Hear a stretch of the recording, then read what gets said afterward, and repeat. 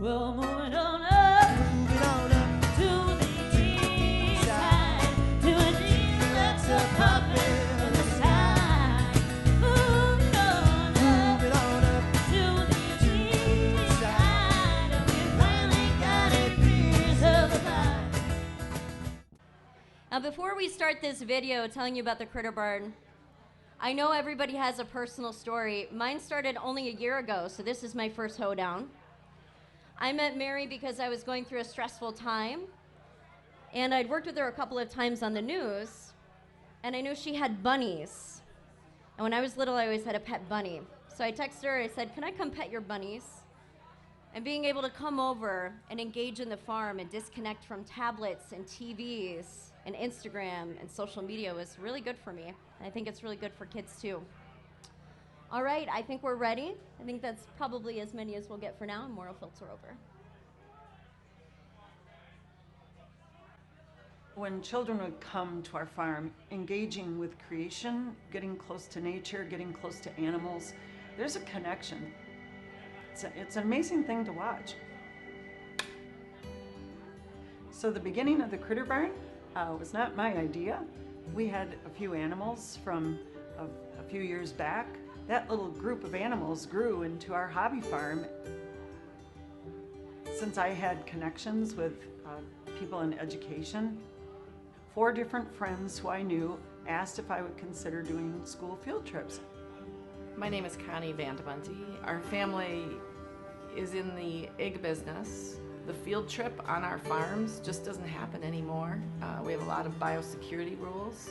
Because we are in the agricultural community, we just really appreciate this place and how Mary does everything she can to educate the public about what farming is and where people's food comes from. So I first heard about the Critter Barn through a school trip. So a teacher took a busload of kids from our school, including my daughters, and they came home telling me all these amazing stories about this place called the Critter Barn. I said, Dad, you've got to come and see it. Coming back on the farm and allowing kids to interact with these animals one-on-one, you have that same basic core instinct where you're caring for something and it's just there accepting your love and loving you back. And it's such a pure interaction that I don't think that we get in many other places. Hi, my name is Harley, and I volunteer at the Critter Barn. They teach you how to take eggs, how to milk the goats, how to feed the animals, and sometimes they even teach you how to take care of them if they're hurt. The goats, they are very funny when they hop and they jump all over the place.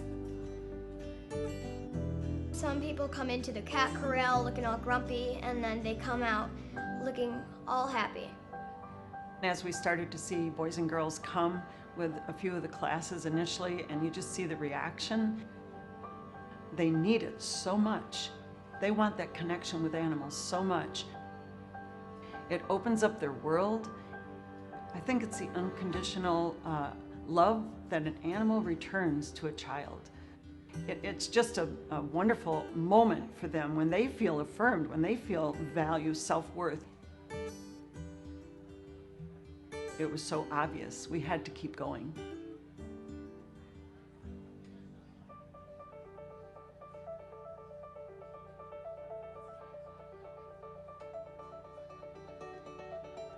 So the Critter Barn has evolved over 30 years. We started with a few animals just in one side of our big barn, and bit by bit we grew. And after a while, the property started to get really crowded. We were really struggling what to do, because it just seemed like more and more people were coming all the time, and people want what we had to offer. There was a real need that was being met on many different levels, and it's like, what can we do? One day I had a conversation with Mary in the yard about her vision for the future. So she had this vision for a purpose-built farm that was authentic, but it was also an authentic teaching farm too. I own a design firm, and I said I'd be willing to turn loose a couple of our designers and myself and pick her brain and visualize some options for her. We had to move off of that 3 acres and find a better solution for teaching and for serving people, and also better space for the animals. So that's when we started going from Critter Barn, which is barn-centric, to Critter Farm, which is holistic and it's 30 acres plus. We just have purpose now to put together a farm, a model that will both serve the younger children and their needs for hands-on activities, but it will also serve the older student and the adults by sharing modern methods of ag. I think it's going to be a pretty good fit for everyone. My name's David Tolsma. I started the Critter Camp and it was a blast. I knew that I wanted to be here and spend time with the animals, and I just had a great time with it. You're making a community with not just other people, but God's creation as well, and I think that's amazing. The Critter Barn has had a massive impact on my life. So at our old farm, we can accommodate about 60,000 people a year, but if we move here, we can easily accommodate over 200,000 people. We have parking, we're gonna have bathrooms, things that are amenities we haven't had ever, and I think it's gonna make everyone feel more comfortable and enjoyable. We can have more kids here. In fact, we even have plans for them to stay overnight. We have bunkhouses planned for classes to come, for FFA students to come from afar, spend a couple days here at the farm learning. We'll be able to accommodate children for summer camps. They'll be able to be involved in the chores, collect eggs for breakfast. I can't imagine how much fun we're gonna have. And then there's the whole nutrition piece. I look forward to our farm being a place where people can kind of get a foundation for nutrition, for good habits, good eating habits, and also get active. Get out with their families, walk around. We have 27 beautiful acres for them to walk around at our new farm. I think it is going to be very great for the animals to have more room, more space to run around, and I think this is a new beginning for the Critter Barn. I think the moment that I realized that I wanted to get involved at the Critter Barn was when I heard more about the vision for the new farm. Because not only are they doing all of this teaching with animals and the environment, they're also paying attention to each person. And it's each person of all abilities. There are many children and adults who come who have special needs or physical challenges. So we're working with adaptive equipment for bathrooms and for recreational equipment. We have a special room in our Welcome Center that will be usable for anyone that needs personal care, a private place to go, a quiet place for children with autism. And so we anticipate that this farm will be the first of its kind in the United States and have not only ADA requirements met, but go beyond that and provide equipment so that no matter what their challenge, they'll be able to stay and have a great time. I love that the Critter Barn has just decided that they are going to make this place accessible to anyone and everyone, no matter their ability. And I think that's a pretty beautiful thing to get on board with. So there's some really good memories. Probably one of the most remarkable is a little boy named Jonah, and Jonah is in our Special Friends program. But at the same time, that year that Jonah came to our program, we adopted a lamb from a friend. So we have Blue. Blue had a defective front leg. Well, some of the children in the Special Friends program, they relate to Blue because they see themselves, they understand that they have a challenge in life. They get that. So Jonah's mother was coming one day to pick him up. And so she climbed over the fence and started walking down to Jonah, and he's sitting next to Blue, the sheep. And she stopped because she saw him talking as he explained to the sheep that he also had an 18th chromosome, but that his parents knew about it and they would both be okay. That animal gave that little guy a way to express his own frustration, but also knowing that they were both going to be okay. And that's the beauty of that immersive, interactive experience between a human and an animal. And that's one of the most beautiful friendships I've seen formed at the Critter Barn. When I think about why, being a teacher, that's a gift, a passion for kids, for every child. It chokes me up because I love teaching. I love seeing that sparkle in their eye. And I love saying, come on along, let's go do this together. When you wake up and the sun comes up in the morning and you're faced with that golden sky and it's a new day, and I walk out to that barn and they love you, the animals love you, and it's inspiration that only comes from God.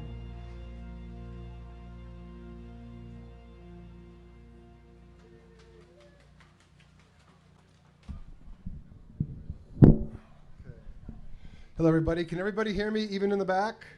Everybody, we need everybody's attention. Okay, great. Everybody, thank you for coming out to the Hoe-Down tonight. I know on behalf of Mary and crew, they're extremely appreciative of your support and your belief in this organization and what they do.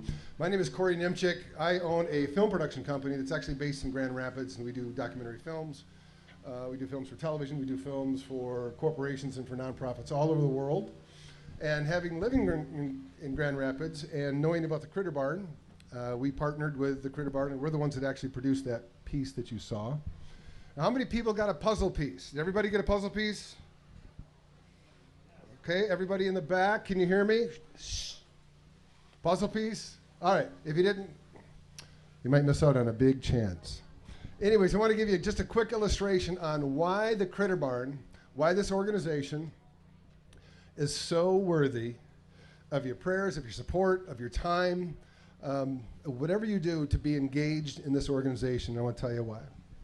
That puzzle piece, seemingly by itself, so everyone has one. Who here, I want everybody to take a look at the piece and then tell me what the big picture is.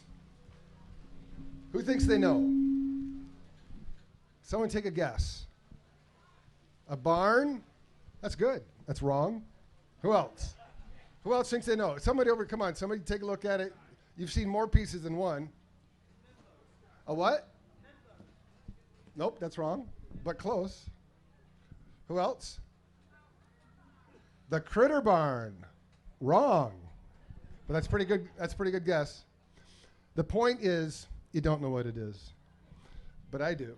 So that single puzzle piece by itself is seemingly insignificant, but it's part of a much larger picture.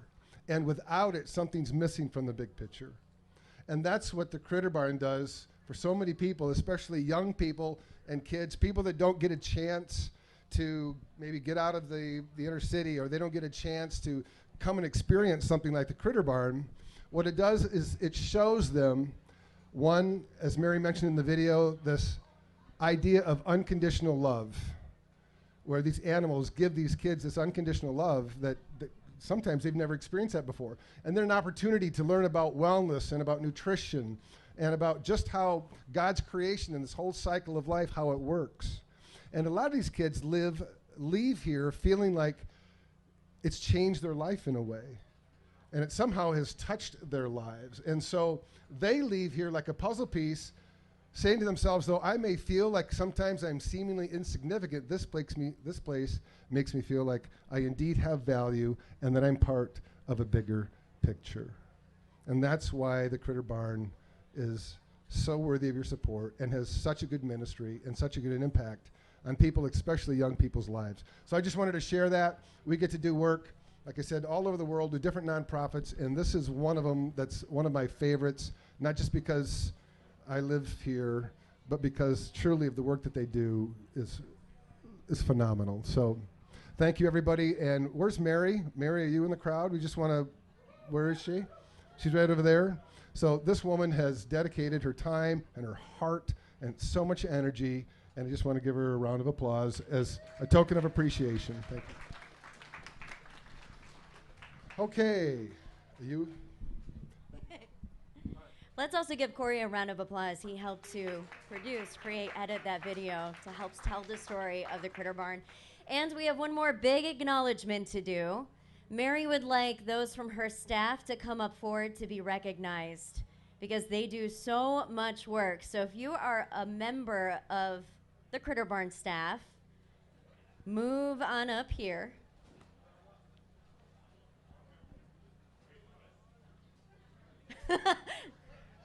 Wait, what? There are so many people that helped to make this a reality. Let's give them a huge round of applause, please.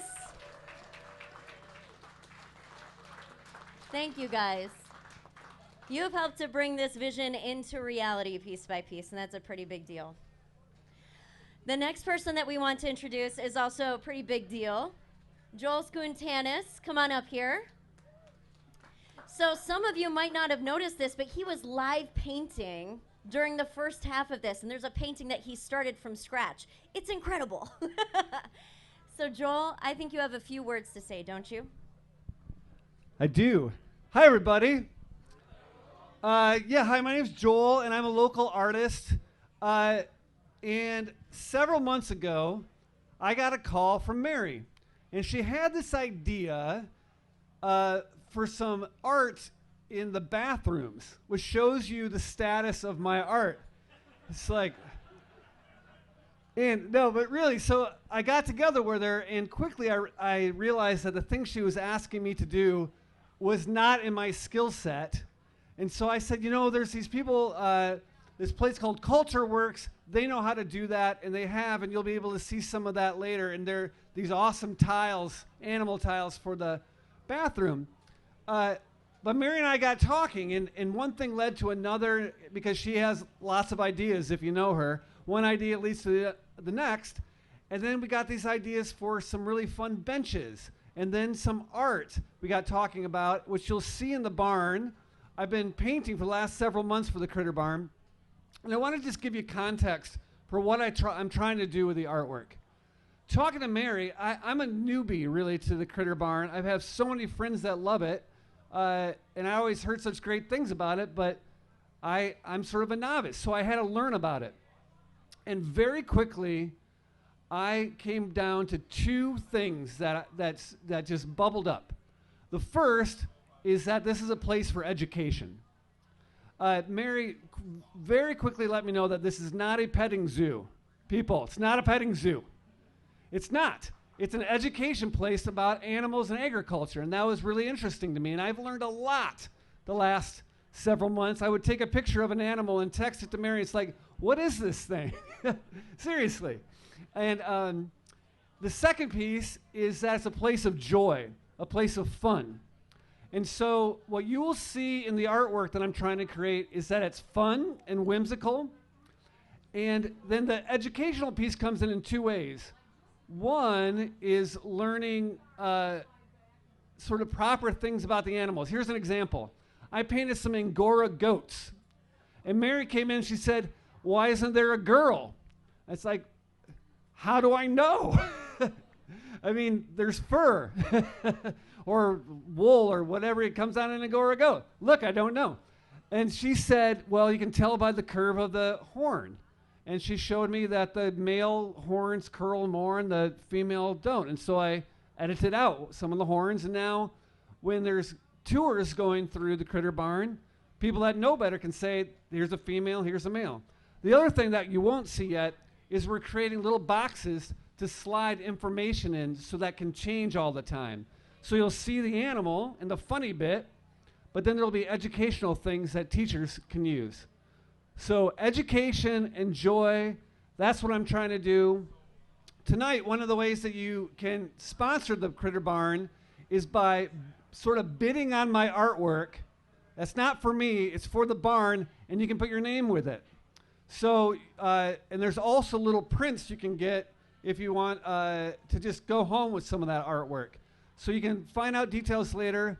There's going to be a couple other ways that you can bid on my work, including the painting I just made, which, by the way, is worth $1 million. So seriously, I'm the expert in it, right? So if you bid on that later and say get it for $2,000, you can be like, I got the deal of the century. I'm just telling you. So I'm setting you up for, good cocktail party conversation later. Hey, so thanks for letting me talk for a little bit. I'll look forward to seeing you over there and taking a look at the artwork. Yeah? Yeah, we're on. All right, we're live at the Hoe-Down. It is frigid. It is freezing. We have all these people that have trekked through wind and snow and wind chills of 20 degrees, all to support the Critter Barn. So the official Catching Up with the Critter Barn video this time has a lot of guests, and I'm going to pick someone at random to do an interview. No, I'm just kidding. I won't. But you all Look at got all these people. So this is looking great. This is one of the official unveilings. I'm sure we're going to see so many more. People here tonight are fantastic because they are pitching in to bring together something incredible and something unique. Literally, there's nothing like this really, I think, in the world. We're trying to do our research. It looks like nationally there's nothing like this. But it could be globally too, and it's here in West Michigan. So I think that's worth going through the wind, and it's technically grapple, not snow, just so you know. Grapple, and the temperatures of 22 to support this. So Mary, how are you feeling tonight? Good? I am feeling really good. You Good. bet. Very excited to have everybody Yeah. here. We're only Yes. halfway through the party, so I think we need to let all the people that didn't come go. We got more partying to do. Yeah, what do you we think? do. And you can look on our website after it's all done here. Yep, you finish this up. After it's all done, there's going to be a link, and that will show a video of what's been going on here tonight. And yeah, we got more partying to do. So That's thank right. you. We'll do a real hard hat report in a couple days. That's but, right. Wish you were here, but you can find that link on our website, critterbarn.org. Thanks, Ellen. All right, let's give a good cheer to round this out. Thank you. All right.